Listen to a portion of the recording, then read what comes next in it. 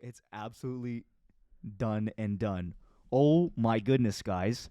I'm so happy we've made this happen. It's been over a year. It's well been over a year since you've been on the show. Yep. And as you guys saw, we shot some amazing photos. He made me look way better than I actually look. I I made you look just as beautiful. He made me as look you are. way better than I actually am. No. But my goodness, guys, we have Omar Salah back on the podcast. Hello, everyone. Hi. And a returning guest. I love doing these returning episodes, especially when it's someone like yourself, and it's been over a year since you've been on, and I just think it's always fun to see kind of regroup and catch up on the elevation and what you've done since then. And you haven't seen the studio since last time you were here. The studio has upgraded. I love it. It's looks so upgraded. beautiful. Thank you. Yeah, it's upgraded quite a bit. You've been doing a lot of stuff since last time you were on the show.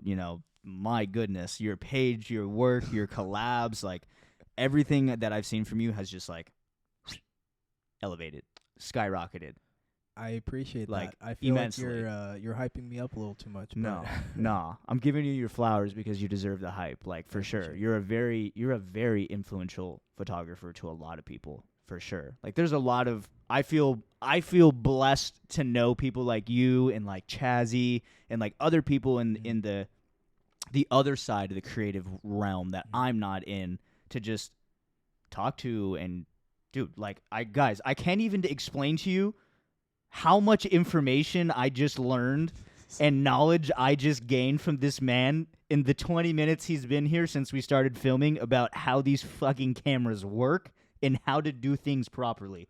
I cannot even explain it. I've been trying to upgrade all my content, the podcast, everything, but I have very expensive gear, and I got to make sure I know how expensive gear works. 100%. And this man absolutely just dialed me in 20 minutes. It's actually unbelievable. It's unbelievable. But welcome back to the fucking 7 on 7 podcast, guys. Episode 34. Like I said, again with the boy Omar, a catch-up episode. I feel like I'm going to let you do another introduction because Oh, no. it's been so long, and there's new listeners of the show Mhm. to kind of give people who don't know you a Mhm. little synopsis of what you do, a little overview. Can be short and sweet, and then we Okay. can dive in. Because I know this is the second time that you've done this, Yeah. but I do require it. And I don't like doing this part because I have to hype myself. Because you're up a very little. humble. You're a very, very humble But dude. I'll say that my name is Omar. I am I shoot in Los Angeles, California, and I've been doing photography for the past 8 years. Yup. And I would say social media has been working for the past 2. Yeah. I work with e-commerce brands, individuals for like artists Mhm. and like yourself. Yep. And yeah, that's And you're a fucking wizard is what you are, brother. You're a wizard. I'm trying to. You're an yes, absolute wizard. Yeah. My goodness. So, I'm just like curious because you just said it, and I think it's something that is super relevant. You said like the past 2 years, like social media has become like It's worked. it's worked. Yeah. And what do you mean by worked? Because social media can either work or not work, I guess. You in a know what I way, mean? Yeah, I would say it wasn't working, or my definition of it wasn't working was I was posting, but I was not gaining any followers, and I wasn't like nothing was coming of it. Mhm. And that was literally like the first 5 to 6 years of posting Mhm. on I've Instagram. Dude, so. I remember that clip so vividly from the last time. I remember that clip so vividly. Been posting every day for like the past 2 or 3 years, and I'm like, why is nobody fucking with my Yeah. shit? I was watching that like a couple of weeks ago. I was like, damn, that's still very relatable. No, Yeah. it's super relatable, dude. Yeah. That clip did really well, actually. That clip Yeah. did really well, but it's so true. Mhm. It is so true. Like, and I think, dude, honestly, as most of you guys know, if you follow me on social or at all, like I've been going through a rough time the past couple of 3 weeks, and I think a lot of that point had to do with it. Just Mhm. the constant, the output that you really you're not required because everyone has a choice, but you are in a sense required to post because it is your ticket to opportunity. And if you don't take that, you're only doing a disservice to yourself. But then that part comes in where it's like, dude, I post all the time, or I try posting so much different shit, or I've been posting so consistently. Why does it seem that nobody's fucking with my shit? And I think that element got into my head a lot the past like 3 weeks. It was just overthinking and taking it too deep rather than, I feel like I was blaming other people rather than being like, okay, maybe what am I doing wrong, or what do I need to learn that could possibly increase this output or increase the quality to what I'm looking for. And I think that only happens by maybe just a conversation with yourself and realizing, okay, maybe anything you want to learn is out there for free on the internet. So take that to your advantage. And I've been doing that. And like I was telling you before we started filming, like past couple of days, I've been watching hours of filming videos, camera videos, trying to learn about how this shit works, because it only does benefit the output of your content and the quality of your content.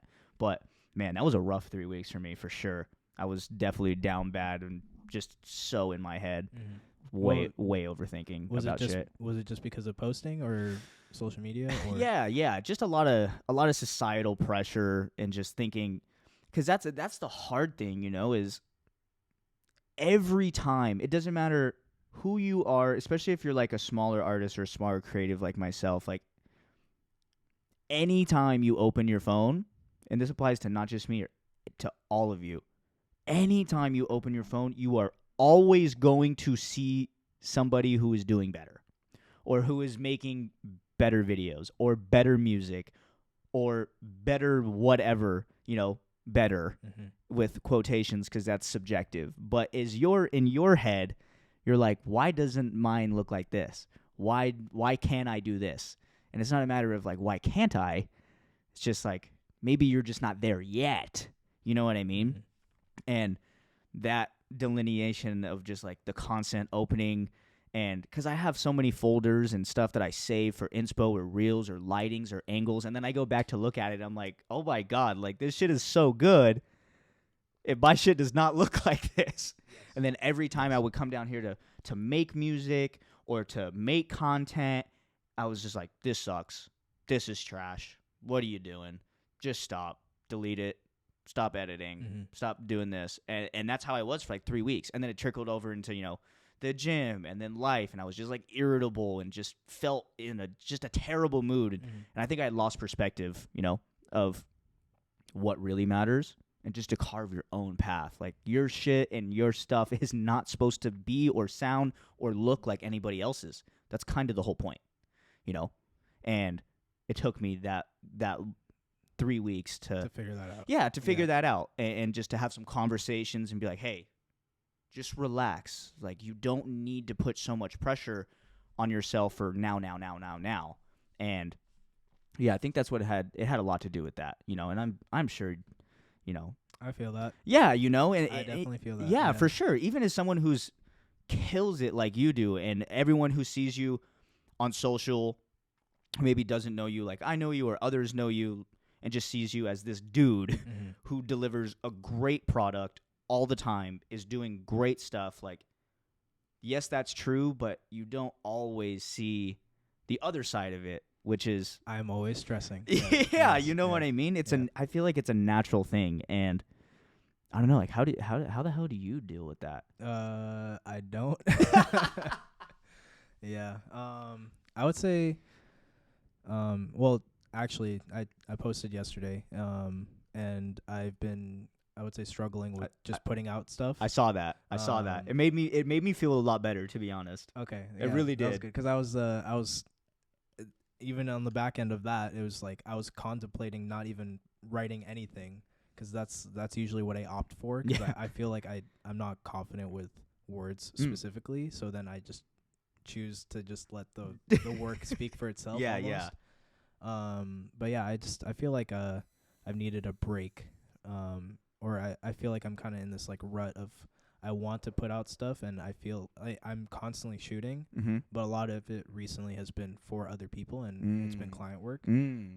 So then it's not to the level or like degree that I want to like put out. So then I'm in this place where I want to put out stuff, and I want to put out the best work I can, but I don't feel like any of the work I have is like worthy. I feel that on a spiritual level, dude. So then An absolutely spiritual level. yeah, I just end up not posting, or when I do post, I'm just like, I kind of almost force it. So I'm trying to stop forcing it and just like make sure like if it's good and like I believe in it, then I'll post it or I'll share it. But yeah, I can't keep like trying to like keep up almost. And I feel like I've done a decent job of like, if I know it's not good, then I'm not gonna post. And I don't like, I feel like that's the standard that everyone should keep, is even though it's best practice to be consistent and post, if it's not good, then you shouldn't do any, like you shouldn't do that. Because you're a very quality control guy, like in the way that you post, how your feed looks. Like I know you take a lot of pride in that. You've told me that many a times. Like you care about how it looks, how it comes across, this and that. And what is your deciding factor when a piece of your work isn't good enough? You know, because I think that's a hard line. Because that's such a hard line of, you make a piece of content or you take a photo or you do a video, and what is the difference between it's not good because I'm thinking it's not good, because outside influences, social media, my own inner head is saying it's not good, and it prevents me from posting it, to where the other side, where you come at it from an actual creative standpoint and almost, you know, a businessman like, of like, hey, is this the best quality product that I can deliver? No. So I don't feel like I should share it. But that's a blurry line. So for you, what is that line of where you're like, okay, this is actually just not good, I'm not going to post it? I don't have a very good way of doing it, but most of the time it's just I'll sit on stuff for a while, and then eventually it'll come out, or it'll like, so I have a feed structure that I always plan out. So if it doesn't fit within the current feed structure, then I just put it to the side. Gotcha. And then once I start to develop a new feed structure and it fits, then I try to place it in there. And if I feel like it doesn't work, then I try to either like insert it in like we'll call it like a compilation post, where it's just like multiple different shoots in one, or I'll just not post it. Yeah. And there's a lot of stuff, like I can show you later. There's a lot of stuff that I have that I feel like is decent, but I don't feel like it's great. And then I've also, I think, just showing it to other friends and seeing like their reactions. For sure. I feel like that's a good measurement of like, is it great or not? Because then you can see like, oh, like they thought that was really cool, or like that's like the average consumer type thing. Yeah. Because then it's not like I'm not only showing it to photography friends. It's like just regular friends that don't do anything in the arts specifically. And then I can get like a better read almost, because then they're just going to say, cool. Yeah. But then you can see it on their face. They're not really stoked about it. They're watching this. They're like, damn, like he's... but like, I can see it on their face and see like, okay, like that was actually like genuinely cool to them. And like this was like, oh, it's okay. Like, and that's fine. And that just shows like, regardless, like the whole process is just it's not only about creating like one amazing thing. Like you have to have, in my head, I want to create like we'll call it a whole discography of work. Yeah. So yeah, and I feel like the music side of the arts is kind of where I want to like, and not music specifically, but like the structure of how music comes out is very interesting to me. 'Cause like, how so? We'll say for Billie Eilish, for example, or any artist, they go quiet for months or a year, and then they put out music, a full of like 10, 15, 20 songs, and then they promote it, and then they go quiet again almost. And I feel like that is nice in the sense that you don't have to worry as much about the posting and just like the whole process outside of music. when you're making the music or when you're making the art, Yeah. and you also get a break. Yeah. And that, I feel like the break is where most people are kind of in a way losing. Like you don't have time to just like sit and think and like not consume content, like just do whatever you want to do. Yeah. And just like, I feel like I've heard like the best thing that you can do for creativity is just be like make yourself bored, because then once you're at that like bored state, then you're actually like able to, you're not consuming content, you're not like, you're just sitting on your bed just thinking, and then eventually you're like, oh, I'm bored, and then your mind starts to like go. Yeah. And then you realize like, oh, I could do this idea, but now I have the time to do it because I put myself in this like state. And I think I love that. Yeah. But my rebuttal to that is, I think you have to do a good enough job of building brand and community first before you do that. I agree. Because then that could I think it could 100%. become detrimental almost, because people like myself who are, at the couple thousand monthly listener range, where it's like you're here, you're not at 500, you're not at 1,000, you're at 4,000 or 5,000 monthly listeners. Like you have a decent good amount of an audience, like you have people constantly listening to your music, but a lot of that is being decided by what people are seeing, the content they're consuming. Oh, this is a new artist. Oh, he's this. Oh, he makes dope this. Like, and I think that you have to do a good job of building that platform first, to get to the 50,000, 100,000, 500,000 monthly listeners in not only monthly listeners, but retention. Yeah. Before you can do something like that. But I think that is like the ultimate goal for an artist, speaking from an artist perspective, where you've done a good enough job and you've really delivered value and a great product and great entertainment for people for et cetera amount of time, that you can afford to, hey guys, see you soon.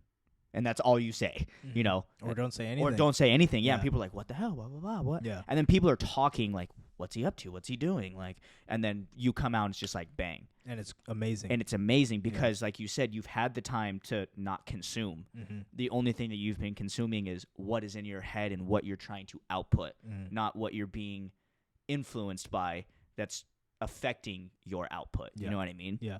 I think the biggest factor to just career success is mostly the factor of time in the industry.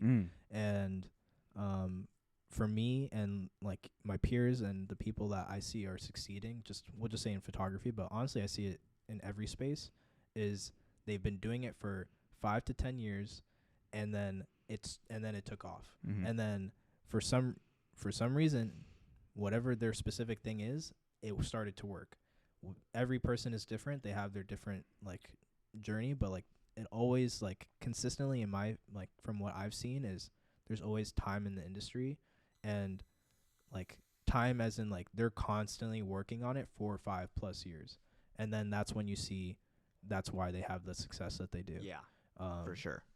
And then at some point they become big enough to where they can disappear, come back, put out an insane project, but they can't do that year one because they don't know how to create an insane project. They just know how to kind of make music or kind of make photography or whatever it is. Totally. But the 5+ years of doing it pretty much every day, and then maybe they're posting every so often or very consistently. Yeah, that's when they're able to really like build that baseline. And I think that's a good word. I think you got to build the baseline first. You got to build the baseline. Yeah. The starting point of this is what my stuff looks like. This is what my stuff sounds like. Like building your style, just getting your reps in. Like that is getting the reps in. Just like the gym. It's the same thing. It is. Like no one can I can't be as jacked as you if I'm not working out as much as you. Yeah, like no, that's how it is. Like like the gym is the perfect like metaphor or analogy for most people because they understand the gym. And like if you don't work out as consistently, then you don't see as much results. If you want to build more muscle, but you're not in the gym 4 to 5 times a week, you're not going to see the same amount of growth as the person that was there for 6 times a week versus you going there 3 times a week. Yeah. Like there's no, like the math is, it's not mathing. the math is not mathing. If you're, if you want to grow at that pace, like you have to do more work in that short amount of time. Yeah. Like that is as simple as it is. Like that, you can't make it more simple for the person. Facts. Yeah. That's how I see it. For sure. And it goes across anything. Yeah. It's for photography, for music, for working out, for anything. Mm-hmm. Like you just, more time you put in, the more time, like the more results you'll see at a faster pace. Yeah. Like that's just how I see it. I feel like I might be oversimplifying it, but I think it's been a very constant, like it comes up all the time and I see it manifesting all the time for so many other people. So yeah. Yeah. And I think just to a quick point in there is like the whole 5-year, 10-year thing. I believe in that very heavily. Like you have to put in the time, you have to do the reps, you have to. And I think a lot of the times what can mess me up and what messes up others is you see people who do it overnight, or you see people who do it in a year, and you're like, I've been at this for 3 years. What the hell? You know? And I think that just happened. That's like the 1% that happened. But the thing is, I see that too. But I feel like you also, if you see their rise, and they rise really fast, they also fall really fast. Yeah. And then because the thing is, like, someone might get lucky, and like props to them. Yeah. But then they won't know, and they won't have the baseline to sustain it. So like that's the game. And I feel like very heavily. I've realized that the game isn't hitting that peak success.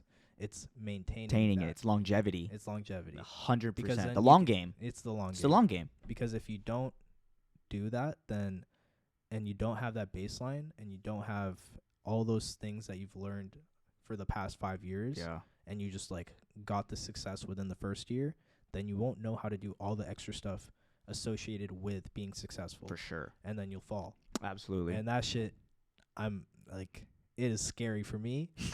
Luckily, I feel like I haven't hit that point, but like that is, I don't think that's where most people want to be. Like they want to have it for years, and like that's the whole point. Yeah, and you got to build that, and you have to.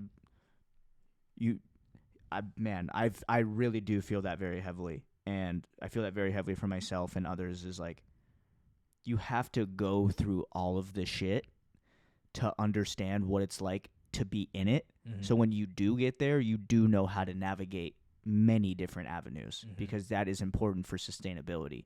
And like you said, that's how I look at it. I'm in the long game. I want to be, successful and reaping the benefits of what I did when I was 20 years old. Yep. And not be popping for 5 years and like, oh shit. Yeah. What happened? Yeah. But also, that's another scary thing with like media in general, is I feel like there's a lifespan to brands, and that's something that I've seen and like thought about more recently. Is like, how long can a brand actually sustain and last? Because especially as like an individual person or entity, like we'll just say Casey Neistat, for example, one of the biggest creators out there, and even then, like he wasn't able, like he was massive for a period of time, for years, but then just at a certain point, like you can't be that big. Like you have to literally, like you can't sustain that forever. And for everyone, there's a lifespan for when they're, we'll say, on top, and then it starts to trickle down and slows down, and you kind of just have to like deal with that. Like, okay, like we'll say smaller creator now, but obviously, like, no, we're not all gonna be like Casey Neistat. Like we're gonna, in a lot of cases, most people will be at a smaller scale, and then which I think is okay. Yeah, because you can still make a great living and be very happy and successful. Yes. With a smaller kind of a niche per se, if that's a word for it. You know what I mean? Yeah. Like I totally totally get what you're saying. Yeah. And that's why I'm such a big proponent of, because I think it's important, playing off that point of just the longevity and the lifespan of content and your artistry, is to be multifaceted and to do different things inside of the same lane, but to give yourself more doors and more opportunities, because I think it could, in a way, help prevent dying out. Just because you've dabbled in some different things and maybe you're really good at like a couple things inside of your lane, you know what I mean? Like that's like goes to the question of like when you asked me first on the podcast was, do you feel like you're chasing the rabbit doing the multiple things? But it's like, I think it's important, especially now more than ever, just in the temperature of social climate. Okay, you do this and you're really good at this, but what else do you do? You know, and I see a lot of people asking that. I've spoken to like a lot of A&Rs, like, and I'm speaking kind of more from the music side of things, or, you know, what else do you do? Are you great on social? Are you a great creator? Okay, you make good music. Are you personable? Can you do an other element inside of what we need? You know, like, I just think it's so important to be multifaceted. Because it's only such a benefit for you and your career. Like that's why I've gotten so heavy into commercial production shit, is because it's not feasible to make a living as a small artist unless you're like absolutely killing it, or you're a big artist. Like you're not making money off streams unless you're getting hella streams, or you're, even if you're playing hella shows, you're making 200, 300, 500 bucks off a show, and it's just not feasible. Yeah. And I say that all the time, like to people who, you know, other artist friends who are like, that's what I want to do. I'm like, I hope more than anything that that's what you do end up doing, and you do hit that. But then when you complain to me that you have no money and this and that, I'm like, okay, well, there's also a lot of things that you can do inside of the same lane to make your life a bit easier. And a little bit more sustainable and a little bit more happy in the meantime, if that is your long goal. You know what I mean? Yeah. And I think that's super important, because I'm super big on that. I just think it's important, because I think it's like a business aspect side of things. Like Nike is this, but they also are this and this and this. Gatorade is this, but they also do this and this and this. Like, but it's all in the same lane. But I would caveat with, those brands are able to do that because of the time they've put. Yes, 100%. They aren't able to do that year 2, year 5, year 10. 100%. Maybe year 10 agree. Is where they start to expand. Like, have you read Shoe Dog? It's a. I'm literally reading a new book right now. I just picked it up. The Go Giver is what I'm reading right now. Very nice. Yeah, I'm reading The Go Giver right now. Shoe Dog is the origin story of Nike. Oh, and I think it's called. The author is Phil Knight. He's the founder of Nike. Of Nike. And they didn't even start with Nike. It's like, that's something that I always kind of go back to, is like, I think it was called like Tiger. I want to say Tiger Blood, but it's something Tiger something. And I just find that story very interesting because of how. Just like the longevity of Nike, and like actually hearing the origins of Nike and how frustrating it was for the founders to like actually build it up, and realizing that it wasn't even started with Nike. It was started with a completely new or different name, and then they've built it to what it is today. But like, it's by time. What time? Like you can't rush time. You can't do all of these different things at a very successful level without extra people or extra time. 100% agree. So, like, do you have the money to hire more people to make this go faster? Or do you have time that you want to dedicate to this in order to build it to where you want it to be? 100%. And I feel like those are the two options. Like, in a way, there's technically no other way Yeah. Yeah. Technically, yeah. In a way, there's no other way. Yeah. No, I 110% agree. I really do. Every point like here is like, yes, but it also comes There's back caveats, to and I think that's the relatability to it. To hopefully a lot of people who are watching and listening is like, that is the answer that you come back to. It's like, it's time, and you have to remember you can't rush time, because time is going to teach you what you need to know to sustain it. Yep. So I have a question for you, Okay. because I thought it was really interesting, because I've experienced very similar thing. It was a couple minutes ago, maybe like 10 minutes ago, when you said it. You said, when you're working on client projects, Mm-hmm.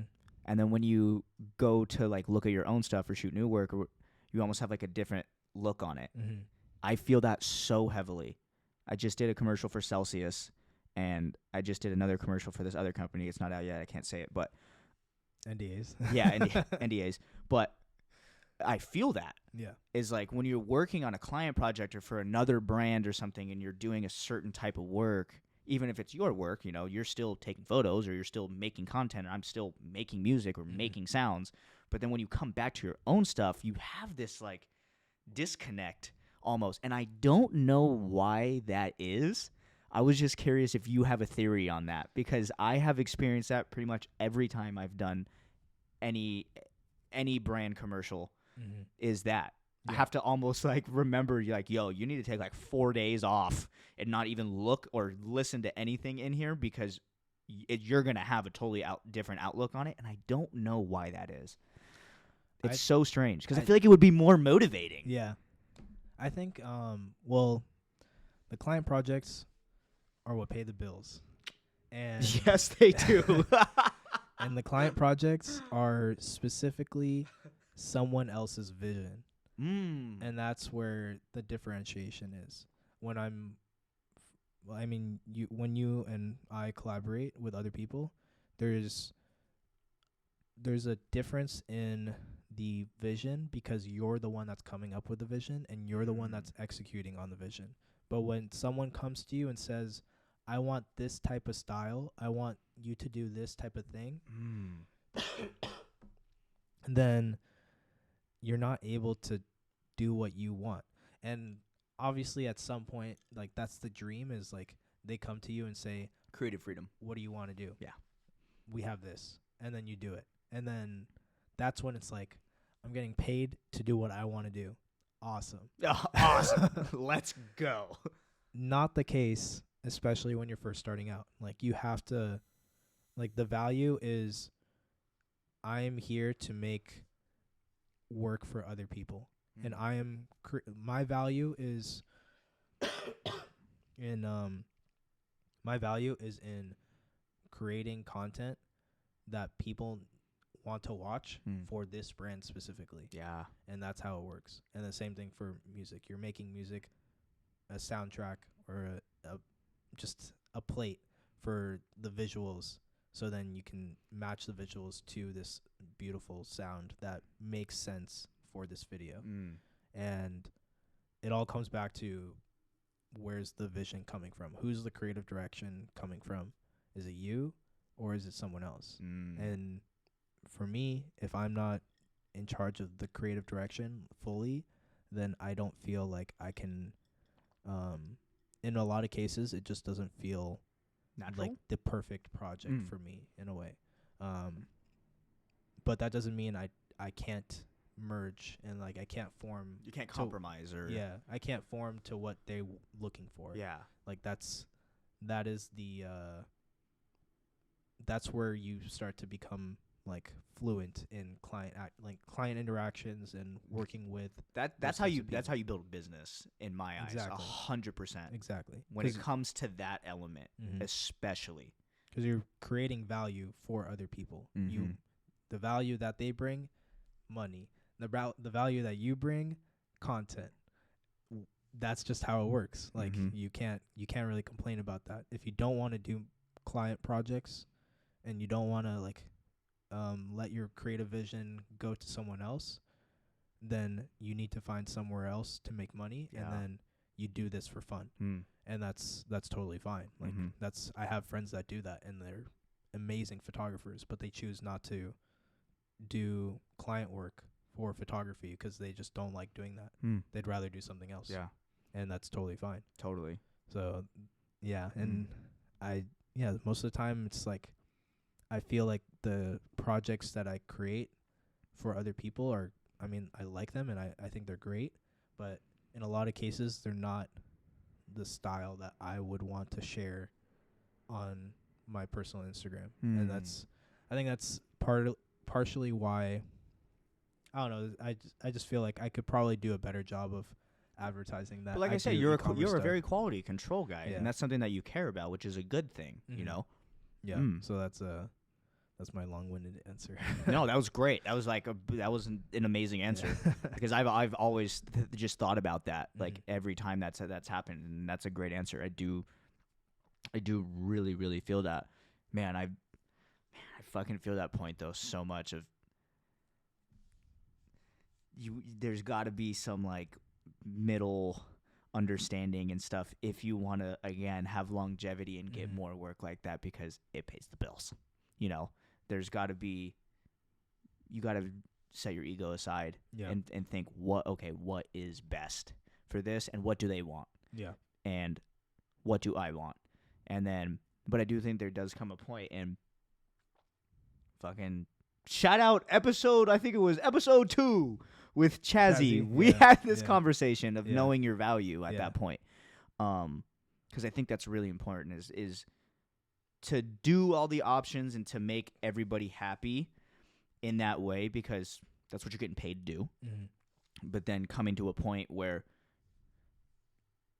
you know it's your work and you feel so confident in it, and you know that, hey, if we just keep finagling this and shooting or making the same thing or going over revision, like I just feel everyone's going to fall out of love with this whole idea. And at a certain point, you got to put your foot down and be like, hey, guys, I think I really love where this is at. I think we should push for this is the final. This is the complete. Let's send it to edit. Let's send it to post. Like, you know, what do you guys think? And I think that's a really important delineation. And because I've noticed, and I'm sure as yourself, people really respect that, like immensely respect that, because they're creators as well. You know, they have a vision. It may not be your vision, but they have an idea. They have a thought of what they want it to look like, what they want it to sound like. But just like any other creative, that wheel can just spin all the time, especially when there's so many hands in the pot. So you, as the person who's really essentially delivering the piece that's going to make or break it, it does kind of come into your hands at some point and be like, hey, I think this is it. Yeah. Or I think this version was it. I really feel strongly about this one. Let's push for this. And then a lot of the times that usually ends up being the one. Yeah. Because people do respect that a lot. I think that's a very, very important point. That's something that I've learned many a times doing this commercial stuff, is it can go. It can go. It can go and go and go and go. 20 revisions, and then they go back to the first or second one. Dude, oh my god! So literally this last commercial that I just finished up, that exact thing just happened for like the 4th time.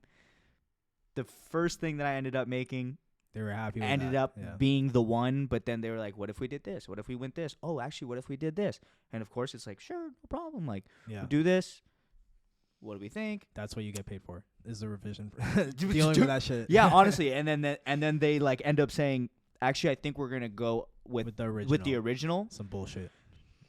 It'd be like that. Yeah. It'd be like that. But then you, like what I said in response, I was just like, all good. Like sometimes you got to go through all the options to just realize that the first option was the best option. Yep. And that's just how it is sometimes. Yep. Doesn't mean it's not frustrating, but it just be like that sometimes. Man. Yep. Yeah. I feel that. I feel that. Yeah. Oh my goodness gracious. Yeah. So fucking have you? I feel. Correct me if I'm wrong, but I feel like your photography is like taking on like a new style or like a new life or like a new, I don't know, like a new something to it. I don't really know the word to describe it, but I feel like it's taking on something new. Okay. Like I said, correct me if I'm wrong, but what is it? And are you trying to experiment with different looks or different this? Because like compared to your old stuff, it's not like it's so far off. It's almost just like a new take. New iteration. Yeah, a new iteration of stuff that you've done in the past that probably is due to time. That you're like, okay, now I kind of want to deliver this look and this. And that seems to be what you've been going with for a while, which I love. Like all your new sets and stuff. Like when we did our shoot, I sent you like a pretty recent set that you had done. I was like, dude, this like looks so good. Let's do something like this. Even if we get one shot that looks even remotely close, I'm stoked. Yeah. So I'm just curious, is there do you feel the same? Is there can you explain what you see different? Yeah, I think what I see is I see more emotion in the photos, and whether that's the way that they're lit, whether that's like the subjects. Like that one set that you did with that Shizzle girl, and Alicia?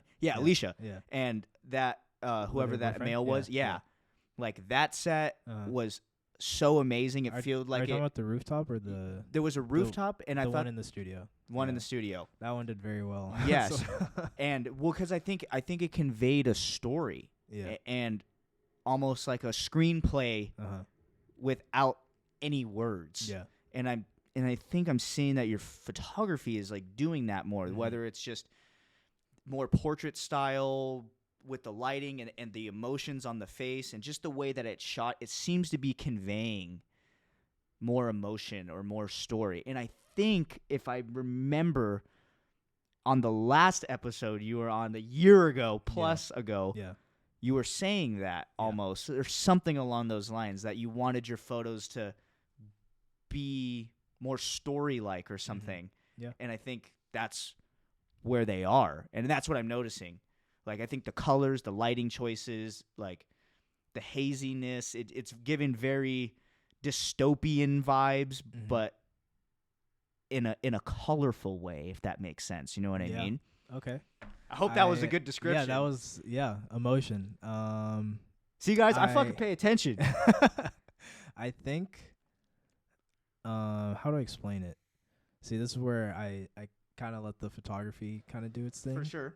I think but for the fans of you who are going to listen to this podcast because they see that you're on it, they want to know. I think they want to know. They want to know the dates. The difference is probably, one, I've made a more of a focus on emotion and to convey emotion. I feel like I've gotten better at that. The last time I came here, I did mention that I didn't feel like my photos were. Yes. Okay. like so art. I was right. Okay. Yeah. I swear I had remembered we had a conversation about that. Yeah. And I had a couple people like mention that or tell me that they felt the same way after the fact. And about your photos not conveying? Or they felt the same way about their stuff. Oh, like, okay. Gotcha. Yeah, because photography in a lot of cases is you technically are just taking a photo of something, and then you have to make a very specific effort and you have to make a specific effort to make, we'll say, art and create and convey emotion through photography. It's not just like you take a photo of something and it'll have emotion. It has to be very intentional, and I feel like I've tried to make it more emotional and artistic in that sense. I feel like I'm getting to that point where I feel like my photos are art, but I mean I remember that too. Yeah. You're saying that your photos don't feel like art to you. Yeah, and I've told that to some friends recently, and they got mad at me. They're like, that doesn't, like, how does that even make sense? That's just the creative brain. It's just me. Like I just doubt myself a lot. So for sure, we all do. Yeah. But yeah, I would say obviously the biggest factor was just changing my settings or in terms of where I was shooting, because all of before the last time I was shooting all outside. Like, I didn't have access to a studio, and I was just shooting with what I had. Yeah. I had one light and I had the outdoors. So I shot in tunnels, I shot in train stations, I shot outside during blue hour, and I would just shoot wherever I could. Mm. And then now, or in the past year, I spent more time in the studio. I started with my garage, and then I decided I need more space, so I'll pay to shoot in a studio, and then try to advance my work that way. And and then through that process, I've just tried to be very particular about like posing, and I definitely realized after working with more photographers that my process is fairly slow. And I think that's just how it is depending on the person. Yeah. I just feel like I need certain posing to make sure that it feels more emotional. Like looking at camera isn't as emotional in most cases versus like when you have the catch light in their eye and they're looking off to nowhere, and then you're like, oh, what are they looking at? Like it doesn't even matter what they're looking at. It's just like the feeling and like the look in their eye creates that emotion almost. Yeah, I'm trying to figure that out. I think I'm slowly getting there, but I still need to create like scenes. I feel like the next thing I'd like to do is like shoot in people's houses, and like come on by, and then add. Yeah, I would love to shoot in the living room, put fog machines. I don't give a shit. Just like fog up a place, put someone in the scene. They're watching TV. They're reading a book. They're doing something. They're just like chilling with their like significant other, just like scenes, and then that'll feel almost more movie like, and then that'll create more of like the emotion that I think I want to achieve and create. And I love that. Yeah, so I'm serious, dude. That's like use the house anytime. I will do that. I promise you, seriously. You have a very beautiful house. So please, I'd be honored. Yeah. Yeah. I think that's the direction that I'm going. And then also I want to work with more artists. So like shooting with you was great, and then I have another friend that I shot with previously, and then I shot her recent album cover and press as well. And just I think that's more of like the direction I want to go into. Is like less e-commerce work and more shooting with artists. And that's that way I'm able to create creative work and creative photos and in my style, and they literally just say do this, and then the inspiration is literally my photos, and then I just say okay, I can do that easy. And then that's pretty much it. And then eventually at some point it'll be I'm just doing the creative direction where I'm just saying like we're gonna do this style and we're gonna create this set, and then other people are gonna be helping me create that set and that whole ambiance for the photo. And yeah, I think that's like the direction that I'm working towards, but love that. Takes time. So yeah, for sure. Damn, I was pretty on the money. Yeah. I was pretty on the money. That was pretty good. Hell yeah. But when you first mentioned it, I was like, I mean, I kind of just went from outside to the studio, but but I think that does make a huge difference. Yeah. That's like in a song. That's like you always use claps and now you use rim shots. It's the same thing, but it's slightly different. There's a slightly different tone to it. There's a different feeling that you get with a different usage of percussion. Or instead of this style bass, it could be the same bass line, but you use a different sound. Yeah. I think that's like a comparable, and it could just elevate it to a new level that was always there, but just took time to discover it. Yep.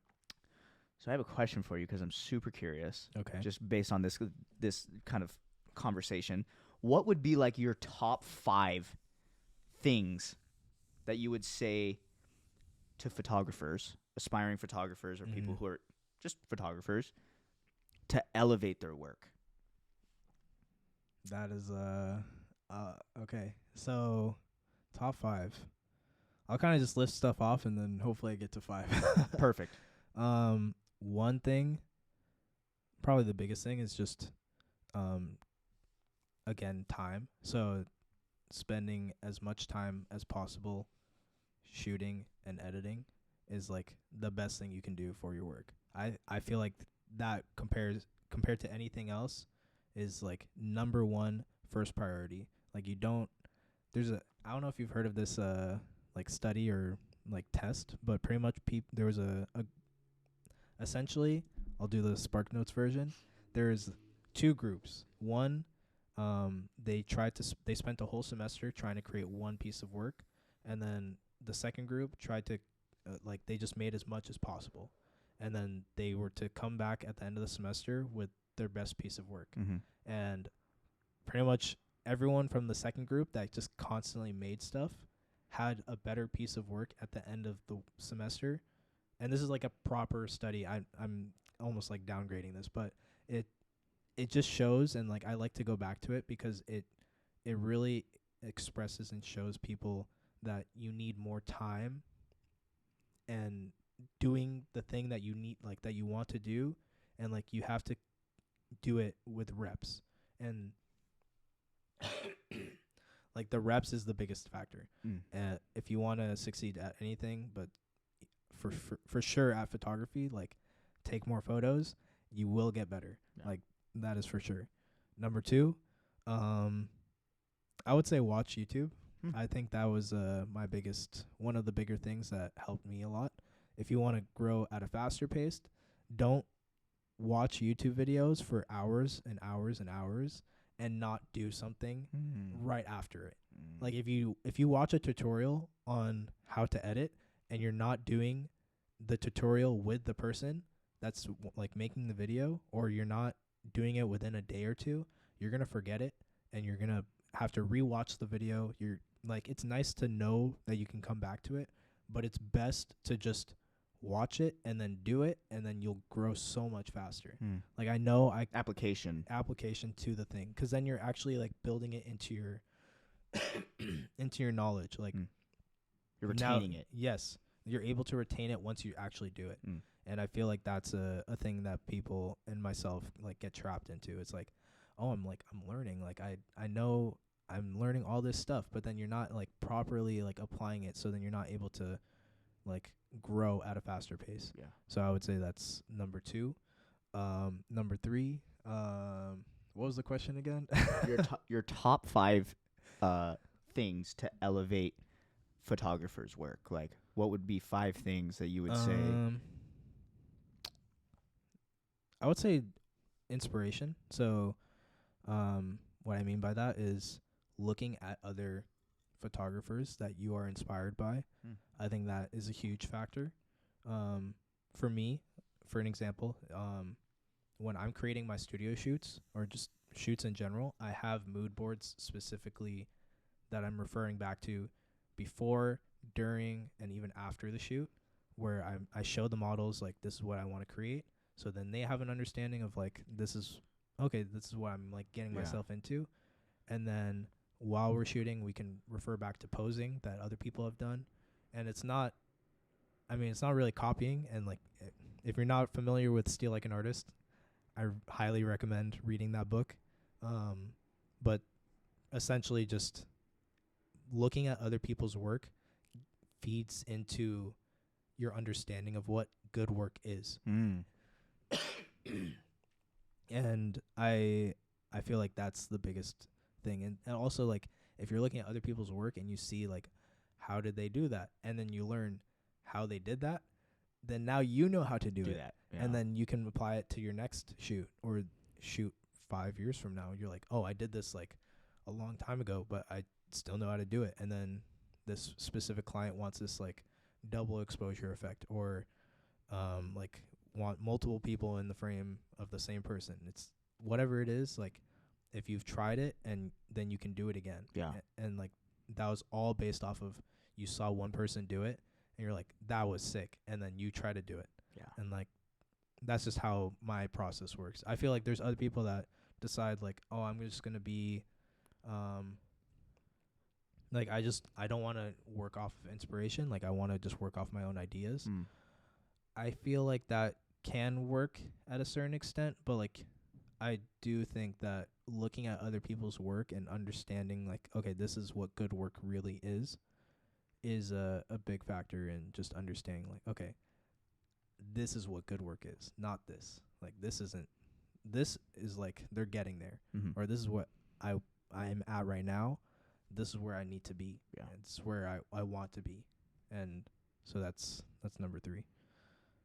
That's all I got. Hey, 3's good. Yeah. 3's fine. I think I those just put 5. Gotta set the bar high. Yeah, I think again, like it probably in that order. If it's literally to be successful, you have to put in the reps. You have to what was the second one I said? Shit. YouTube. Oh, YouTube. Thank you. So reps, you have to watch and learn, so education, and then inspiration. You have to find like other people that you're inspired by, and then just try to replicate it. Yeah, dissect it, replicate it, and then try to do it yourself. Mm-hmm. And yeah, just I feel like that's like the recipe to growing. And like, I mean, maybe a fourth one would just be community, but I think at a certain point that doesn't affect it as much as doing those other things on your own. Yeah. Like you have to still do those things in order to Get community, I feel like, almost. get into the community. Yeah. For sure. Especially be respected in the community. Mm-hmm. No, I feel that 100%. Yeah. I love that. That was great. Thanks. Yeah, dude. Well, dude, I know you got a jet because you got a grad to go to. Do. So I'll just ask you, a little quick question is Okay. what you got any fun things coming up, or more some brand stuff, or something that you can talk about, don't want to talk about? I have a Don't say anything that you can't say. Yeah, I know. Don't say anything that you can't say. I've made this mistake before. I know. I probably shouldn't. I won't say the brand, but there's a potential brand opportunity. Sweet. And yeah, and luckily in the past couple months I've had more brand opportunities, which is nice. But exclusivity, if you've dealt with it, it sometimes bites you in the butt. So for sure. I've had to turn down some things. Yeah. So Sweet. yeah, but that is in the horizon. Hopefully, Sweet. I mean, and also summer's coming up, so I feel like brands start to reach out a little bit more, and especially coming into in the warmer months. Into the warmer months, but also prepping for winter and Yeah. Black Friday and all that stuff. Yeah, I so, totally didn't even think about that. Yeah. Sick. Yeah. Well, dude, I fucking appreciate you coming back on, dude. When we shot in the studio, I was like, "You're gonna come back on the podcast." He's like, "I'm down." I was like, "I'm gonna hold you to that." I am down. And here we are. I'm here. I love it, dude. Well, like I said, I know you got a jet, so we'll cut it there. I appreciate you, my guy. I appreciate the information that you shared, freaking at the beginning, especially teaching me how these things work. I need to do like proper tutorials for everyone. Like I Please. YouTube is on the way, but I just working on the back end of it is I feel you.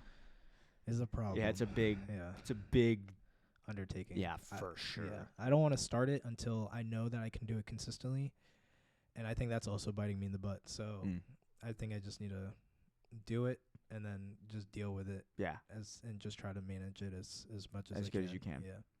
For sure. I love that. Well, I'll be watching, that's for sure. Yeah. Well, my dude, thank you so much, everybody. Thank you so much for watching, for listening to this episode. Episode 34 is now in the books. We'll see you guys soon. Hopefully back next week. I'm going on a trip this weekend to Joshua Tree. A little escape. Much needed. But yeah, we should be back next week. I love you guys. I appreciate you guys. Omar, thank you again. Thank you for having me. We'll see you guys soon. Peace. Yeah.